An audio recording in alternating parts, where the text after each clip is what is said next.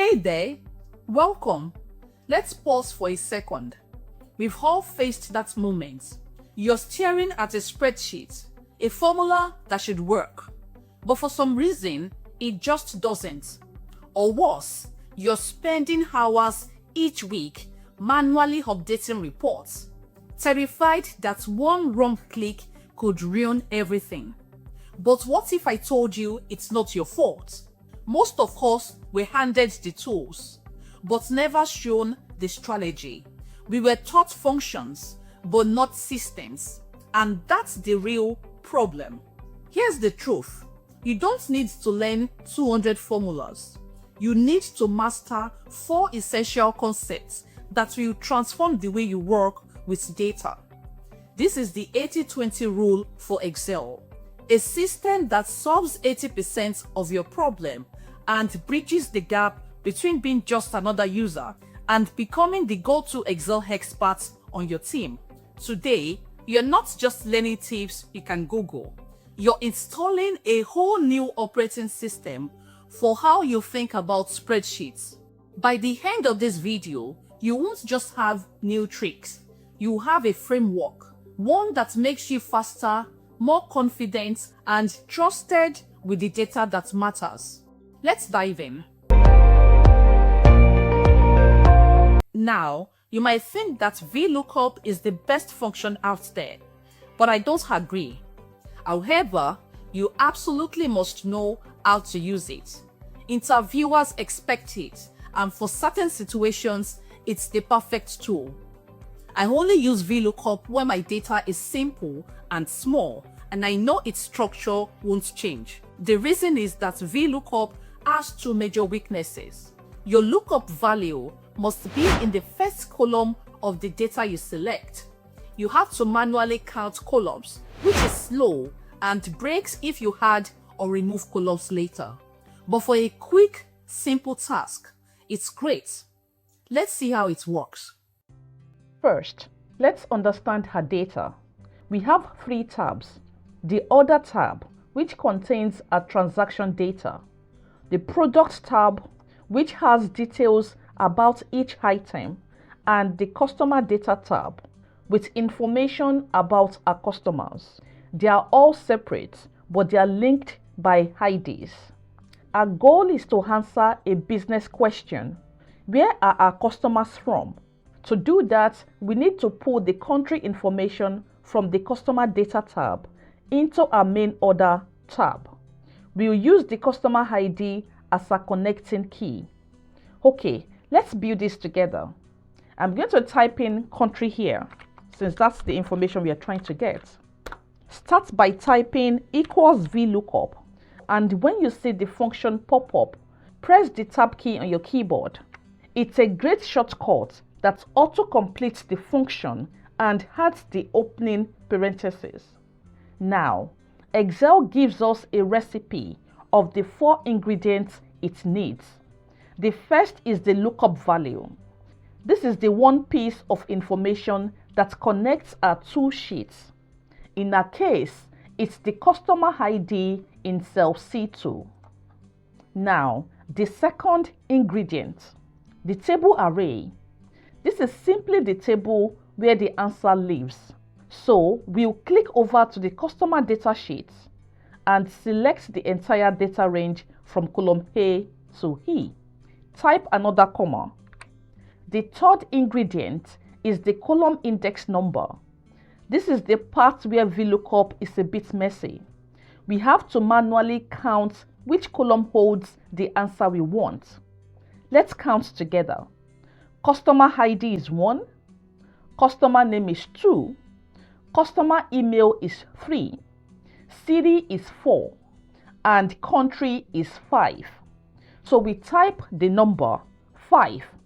We are trying to get the country details, which is in column 5. Last comma. For the final ingredient, range lookup, we have 2 choices. We must always want an exact match. So we select false, or you can just type 0. Close the parentheses, hit enter, and there it is, UK. let's do a quick spot check. The customer with this customer ID, cost 002, is Liam Johnson. And yes, he lives in the UK. Perfect. So I'm going to double click the fill handle in the bottom right of the cell, G2, to drag the formula down.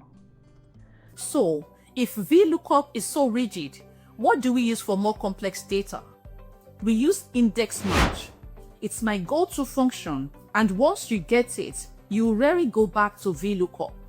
Index match is really two functions working together. It might seem intimidating at first, but it's simple when you break it down. Match is like a detective. Its only job is to find the row number of what you're looking for. Index is like a retriever. You give it a column and a row number, and it fetches whatever is in that cell. The beauty of this is that your column can be in any order, and it will never break if you add or remove columns. It's dynamic and robust. Let's pull the product name into our order sheet. We'll use the product ID as our key. So I would type in product name as the column header. That's what we're looking for, right? Need to correct the spelling of this. So product is P-R-O-D-U-C-T. We'll start with the retriever. Type equals index. The first thing it wants is the array. This is just the column that contains the final answer we want. So we'll go to the product sheet and select all of column B, the product name column. Type a comma. Now, index needs to know the row number. This is where we hire our detective, the match function. So type match. I would have it selected from the options below by double clicking on it. The match function needs its own three ingredients, the lookup value. What are we looking for? We are looking for the product ID in our order sheet, cell B2. So go to the order sheet and click on cell B2, comma. Now, the lookup array. Where should it look? In the product ID column on our product sheet, which is column A. Type a comma. Now the match type. We want an exact match, so we type 0. Now close the match function with a parenthesis, and then close the index function with another parenthesis. So you have 2 at the end. Hit enter. Office desk. It works perfectly. Notice we didn't have to count any columns. We just told Excel where the question was and where the answer was. It's a much smarter way to work. Now, if you have this dragged all the way down, you see that we get the data for all the rows. Now that we've done the hard work of gathering our data, we can start analyzing it. And the most powerful analysis tool in all of Excel is the pivot table. A pivot table is an interactive summary engine. It lets you take thousands of rows of flat data and instantly group, sort, count, and sum it to find trends and insights. The key to a good pivot table is having all your data in one consolidated table. So, using the lookup methods we just covered, I've brought in the city, country, and product name from our order tabs. Our order sheet is now a complete data set ready for analysis. Let's answer a big question.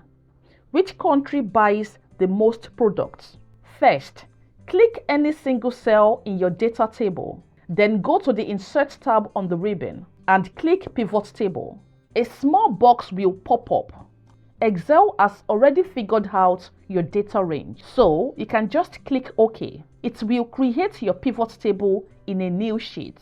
On the right side, you see the pivot table fields list. This is your control panel. It's all drag and drop. To see her data by country, find country in the list and drag it into the rows box. To find out how many products were sold, find the product name and drag it into the values box. Instantly, we have a summary. We can see the UK sold the most products. We have a blank showing here. That's because we've got blanks on our report. So to get rid of that, just make sure you get rid of any blank data in your file. Go back to the sheet and do a refresh, or right click anywhere and select refresh. Now, what if we wanted to see the total revenue instead? Easy, just drag count of product name out and drag the total field into the values box instead. It automatically sums it up. That's the power of a pivot table. It lets you answer complex questions in seconds. Let's say your manager quickly asks, what was her total revenue from just Canada? For this, SUMIF is perfect. So in this empty cell, type equals SUMIF. It needs three things: the range, the column where your condition lives, that's a country column, comma. It needs the criteria, the specific condition you're looking for. For that, we will type Canada in quotes, comma. And finally, the sum range, that's our total column. Close the parentheses and hit enter. You have an instant targeted answer. Now, let's use the if function to categorize our data. We will label any order with an amount over 100 as a high value order. So in this new column, type equals if. It follows a simple logic. If this test is true, then do this, otherwise do that. So for the logical test, select the amount cell D2 and type greater than 100, comma, value if true. If it's true, we will label it high value in quotes, comma, value if false. If it's not true, we will label it standard, also in quotes, then close the parentheses. Drag that formula down and you've just created a new data category you can use for even deeper analysis in a pivot table. So that's the system. Master this framework and you'll be able to undo 80% of any data task that comes your way. My final tip, don't just learn the functions, understand the strategy behind them. That's what separates the experts from the users. Thank you for your time. Subscribe for more and I'll see you in the next one.